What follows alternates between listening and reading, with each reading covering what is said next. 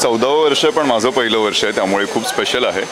घरात गणपतीसारख्या चित्रपटासाठी येतोय आणि त्यासाठी सुद्धा इतकं प्रेम मिळालं आहे. गोव्यामधून सुद्धा खूप लोकांनी चित्रपट पाहिलेला आहे, पण आज तो या फिल्म फेस्टिवलमध्ये दाखवण्यात येणार आहे. त्याचं स्क्रीनिंग आहे उद्या, त्याच्यामुळे विशेष एक वाटतं आहे नक्कीच, कारण it's a prestigious film festival आणि त्यासाठी म्हणून खूपच आनंद आहे.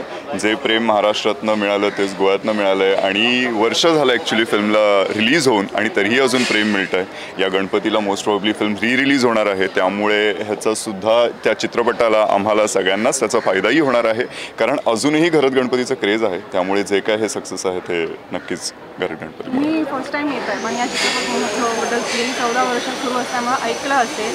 सो गोव्यात अशा प्रकारचा इनिशिएटिव्ह घेतला जातो, इफ्फी होतच दरवर्षी. राईट, बरोबर. बट जे international films like Bollywood films होतात, पण निव्वळ मराठी चित्रपटांना एक स्पेशल व्यासपीठ इथे गोव्यात दिलं जातं. तो या इनिशिएटिव्हबद्दल काय?